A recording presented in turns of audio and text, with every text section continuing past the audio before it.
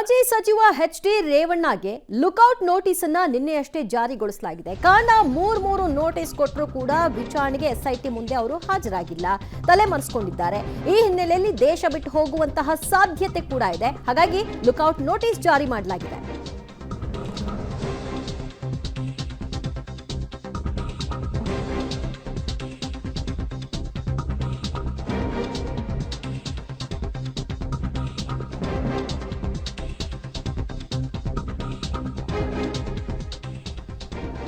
ನಾವೆಲ್ಲೂ ಓಡ್ ಹೋಗಲ್ಲ, ಕಾನೂನಾತ್ಮಕವಾಗಿ ಏನ್ ಫೇಸ್ ಮಾಡಬೇಕು ಫೇಸ್ ಮಾಡ್ತೀವಿ ಅಂತ ಮೊದಲ ಪ್ರತಿಕ್ರಿಯೆಯನ್ನ ಅವರು ಕಳೆದ 3 ದಿನಗಳ ಹಿಂದೆ ಕೊಟ್ಟಿದ್ರು.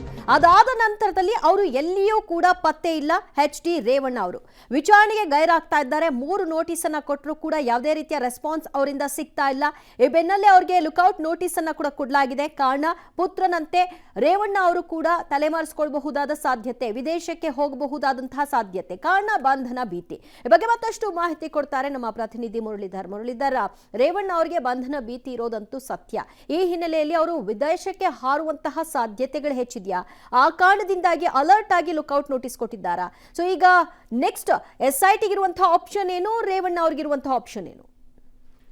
ದಿವ್ಯ, ಏನಂದ್ರೆ ಪ್ರಮುಖವಾಗಿ ರೇವಣ್ಣ ಅವರ ವಿರುದ್ಧ ದಾಖಲಾಗಿದ್ದಂಥದ್ದು ಲೈಂಗಿಕ ದೌರ್ಜನ್ಯ ಪ್ರಕರಣ ಆಗಿದೆ. ಹಿನ್ನೆಲೆಯಲ್ಲಿ ನಿರೀಕ್ಷಣಾ ಜಾಮೀನಿಗೆ ಅರ್ಜಿಯನ್ನು ಹಾಕ್ತಾರೆ. ನಿರೀಕ್ಷಣಾ ಜಾಮೀನಿಗೆ ಅರ್ಜಿಯನ್ನು ಹಾಕಿದ ಬಳಿಕ ಅಲ್ಲಿ ಕೋರ್ಟ್ನಲ್ಲಿ ಒಂದು ಇತ್ಯರ್ಥ ಆಗುವಂಥದ್ದು, ಇದು ಬೇಲಬಲ್ ಕೇಸ್ ಆಗಿರುವಂಥದ್ದು. ಆ ಹಿನ್ನೆಲೆಯಲ್ಲಿ ನೀವು ನಿರೀಕ್ಷಣಾ ಜಾಮೀನಿಗೆ ಅರ್ಜಿ ಸಲ್ಲಿಸುವಂತ ಅವಶ್ಯಕತೆಗಳಿಲ್ಲ ಅಂತೇಳಿ ಒಂದು ಅಭಿಪ್ರಾಯವನ್ನು ವ್ಯಕ್ತಪಡಿಸ್ತಾರೆ. ಆ ಸಂದರ್ಭದಲ್ಲಿ ನಿರೀಕ್ಷಣಾ ಜಾಮೀನ ಅರ್ಜಿಯನ್ನು ವಾಪಸ್ಸನ್ನು ಪಡೆದುಕೊಳ್ಳುವಂಥದ್ದು.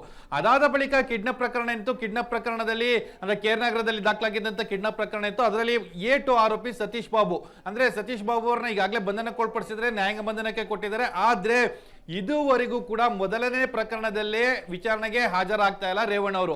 ಅಂದ್ರೆ ಪದೇ ನೋಟಿಸ್ ಅನ್ನ ಕೊಡೋ ಪ್ರಯತ್ನವನ್ನ SIT ಅಧಿಕಾರಿಗಳು ಕೂಡ ಮಾಡ್ತಾ ಇದ್ದಾರೆ. 3 ನೋಟಿಸ್ ಅನ್ನ ಈಗಾಗಲೇ SIT ಅಧಿಕಾರಿಗಳು ಕೊಟ್ಟಿರುವಂತದ್ದು. SIT ಅಧಿಕಾರಿಗಳು ಕೊಟ್ಟರು ಕೂಡ ಯಾವುದೇ ರೀತಿಯ ವಿಚಾರಣೆಗೆ ರೆಸ್ಪಾಂಡ್ ಅನ್ನ ಮಾಡಿಲ್ಲ. ಜೊತೆಗೆ ಅವರು ಎಲ್ಲಿದ್ದಾರೆ ಅನ್ನೋದ್ರ ಬಗ್ಗೆ ಕೂಡ ಯಾವುದೇ ರೀತಿಯ ಸ್ಪಷ್ಟ ಮಾಹಿತಿಗಳು ಸಿಗ್ತಾ ಇಲ್ಲ.